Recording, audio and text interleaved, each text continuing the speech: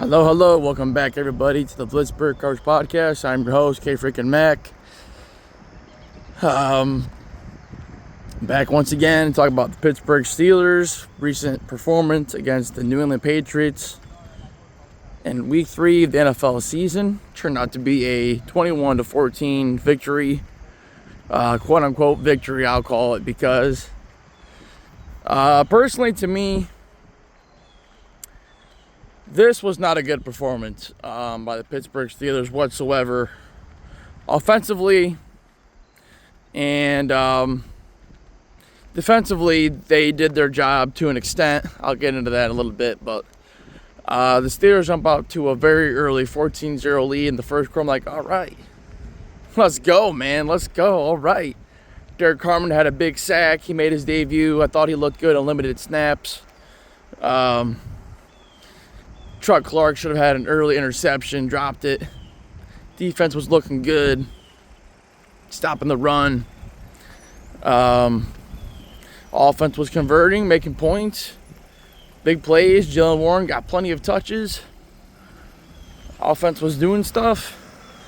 And then after that 14-0 lead, man, by the first quarter, the Steelers just absolutely fell asleep at the wheel offensively. I think in the third quarter, like 2 yards of offense, like, wow. I thought the defense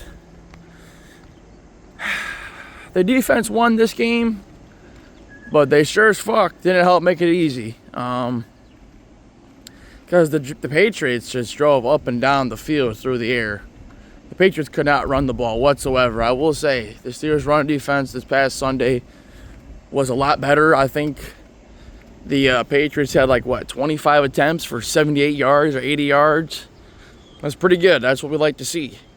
So, and I think on the very first drive, Cole Holcomb forced a fumble. So it's like, I thought Patrick Queen played good. Jabril Peppers forced the fumble. TJ Watt, 2 sacks. A strip sack. Nick Herbig played really good in the fourth quarter down the stretch. TJ with the fumble recovery. The defense stiffened up when they had to with the 2 red zone turnovers. But the Patriots score, and any of those turnovers they had, it's a different game. So it's a 14-14 ball game, real late in the fourth quarter. And once again, what does Mike Tomlin do? It's about a 60-yard field goal or past midfield. It's 4th and 3.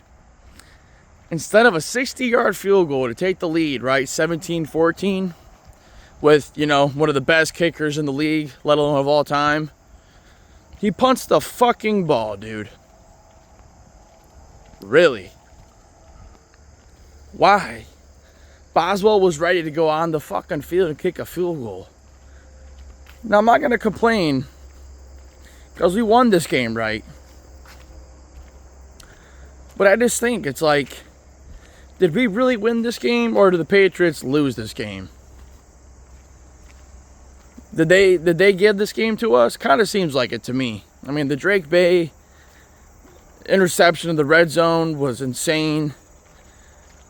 I think he might have been concussed, to be honest with you, because a couple plays after he got thrown to the ground in the back of his head, he throws an interception that was just not NFL worthy.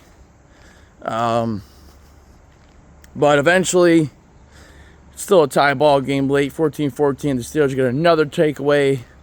Aaron Rodgers eventually lays the offense down the field.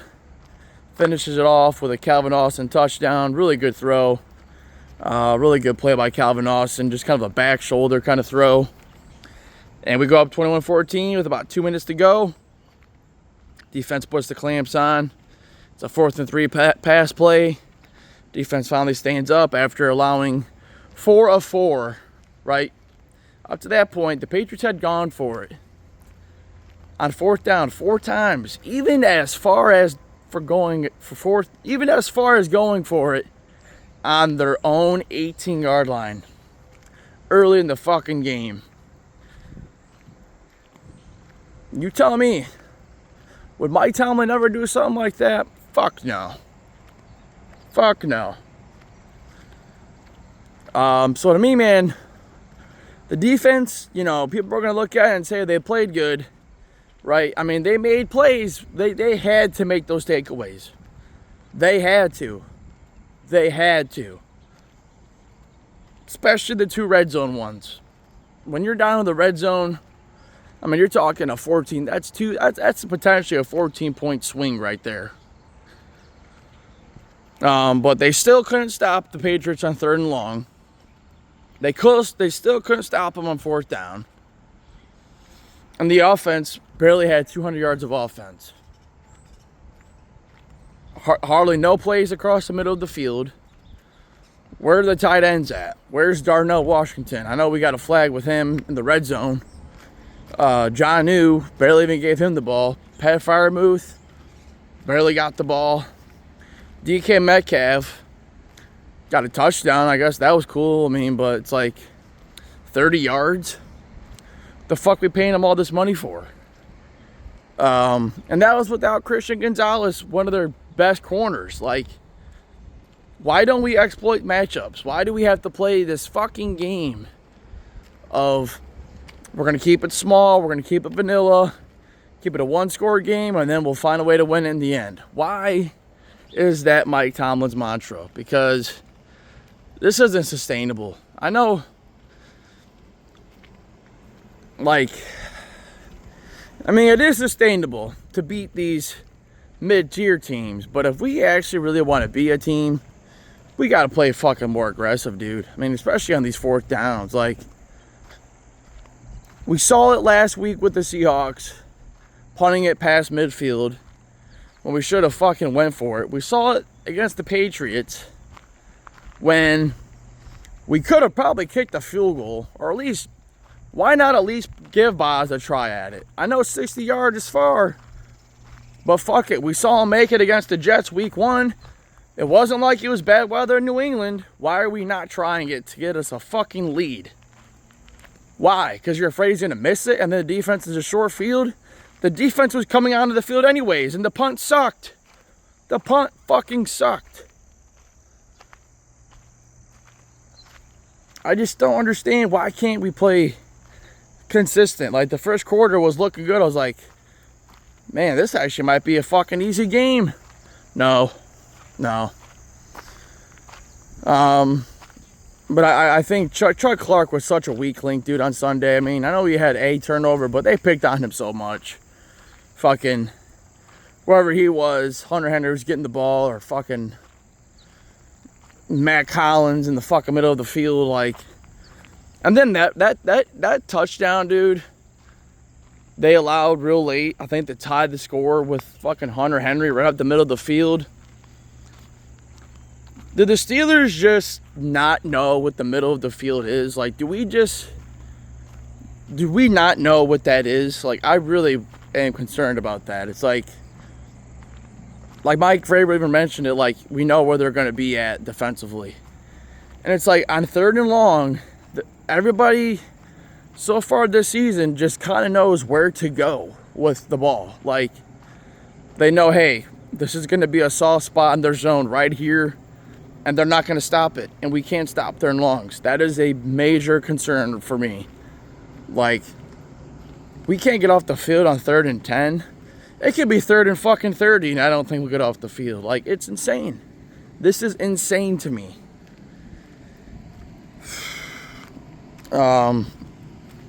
Again, I know we won the game, but I'm keeping it fucking real, dude. Like, we should have blown them out. The fact we got 5 takeaways. Should have been 6, but whatever. People dropped the ball. 5 takeaways, and it's still a 1-score game with 2 minutes to go is insane to me. Fucking insane. Like, Tomlin, we gotta, you know, you care so much about your veteran players, right? We got all these vets in these key spots. If we had actually had comfortably had a good lead, we could have sat some of those motherfuckers and let them just rest. Right? But no. But like I said, there were some good spots. I think Patrick Queen played his best game, arguably, of the season. I also want to say Derek Harmon played well. The offensive line didn't allow any sacks, though. The offense still looks sporadic at best. I mean, what do they do good? What does the offense do good? I mean, they gave Warren a good amount of touches. I'll say that. He's really the only motherfucker on offense that does anything. But, you know, can DK beat man-to-man? He's not? I know he's not slow. Do they just not give him the ball? Like, why? Where's Roman Wilson? Where's a fucking... I mean, I know Calvin Austin made that touchdown, but like, where are the other players at? Where are the tight ends? Why are we not utilizing the middle of the field? Because Tomlin doesn't want to fucking turn over the ball. Well, then what do we get these tight ends for? Like, Rodgers doesn't look comfortable, and he's constantly getting hit. I mean, I hope he makes it throughout the season, but dude, this line has to improve. This entire season kind of weighs on them, if we're being honest. I know they didn't allow any sacks, and the Patriots led league in sacks, so that's good, but that's because Rodgers has to get rid of it so quick. And yeah, man, I don't know.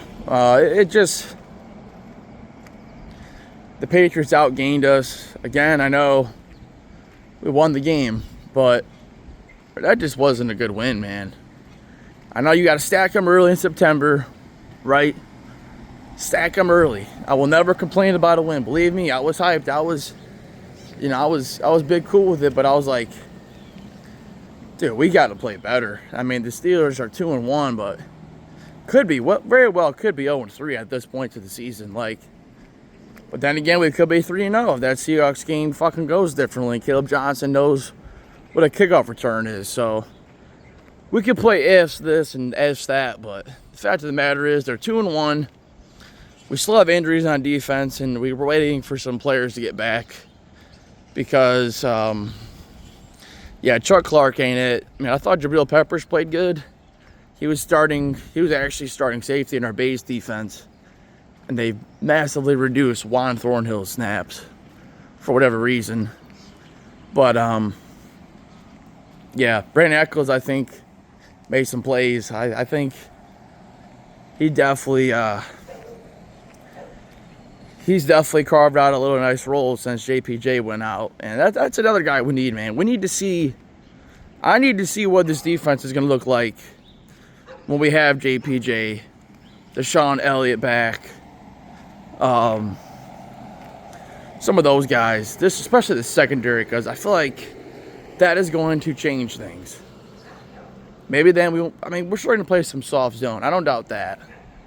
But another good thing is they stopped the run. They stopped the run. That was a big key to me. I literally said it in the podcast leading up to the week. I said, I feel like we'll lose this game. It felt like we lost the game, but if we stop the run, we'll win. That fucking simple. But they still shredded us through the air. And it's like, we got shredded up by a second-year quarterback with who at receiver? Stephon Diggs. Did he even do anything Sunday? I don't know. I don't remember him doing shit. So,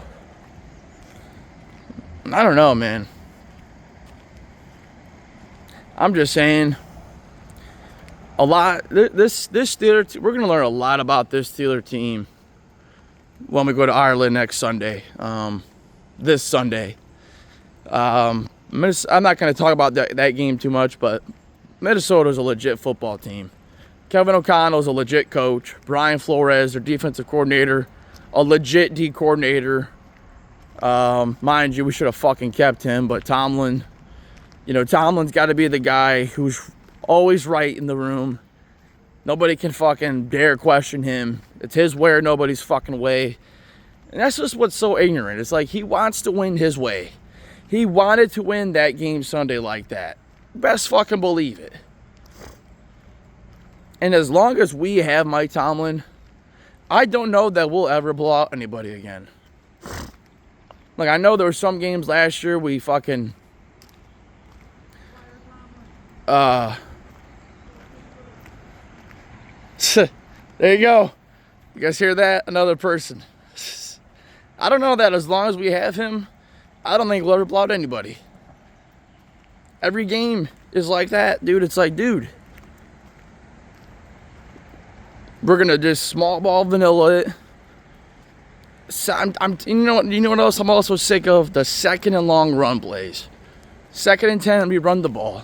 Why? Why don't we throw the ball to open up the run? It ain't gonna, first down, every first down's a run play, dude. I'm so it doesn't matter. It does not matter. Quarterbacks, running backs, offensive coordinators, coaches. Doesn't matter. As long as Tomlin's there, the fucking schematics are going to be what they are. And that's what we've seen the past 5 years since Ben retired. That's just what it is. But like I mentioned, Brian Flores, why we didn't keep him, dude, we should have fucking... Personally, I would have made him the DC and eventually promoted him to head coach. I don't really know if he knows offense like that, but that's why you get an offensive coordinator. Let them run shit. And then Flores could have been our defensive coordinator. Imagine the shit he would do with that defense. I'll tell you one thing, TJ Watt wouldn't be lined up in one spot constantly. Like, I saw him maybe a few plays moved around. But I don't know. I mean, Nick Herbig was beasting out, so whatever. I know we got a couple sacks, but I think that's about it for me, man. I know we won the game, but just, you know, we got these weeks coming up are going to be big to see what this team's really about. We're talking Vikings in Ireland. That's a toss-up to me. That's going to be tough. Bye week. Then we're back at home against the Browns, who have a very good defense. I will say that. Their defense is pretty legit. And then we have a short week on the road, Thursday night football game against the Jake Browning-led Bengals. So this team has an opportunity, I believe, to at least be 4-2, 5-1. But it all starts Sunday. It's a big-time game. Minnesota, I know they're down to their backup quarterback with Carson Wentz. But, I mean, they still have Justin Jefferson. They're going to get Jordan Addison back. Kevin O'Connell's a legit coach, I believe. And Brian Flores' defense, I mean, look what they did to the Bengals. 48-10. So, I'm out of here. What do you guys think, man? What do you guys think of the game? I know we won. But did we really win? I don't know. But I'm out of here. Either way, celebrate the dub. It's Tuesday, so I'm kind of already past it to BH. But I'm out of here. Subscribe, give the video a thumbs up, share it, love it. We're on everywhere: Facebook, Twitter /X, Instagram, YouTube, TikTok, Spotify. And I will catch you guys later. Have a good one.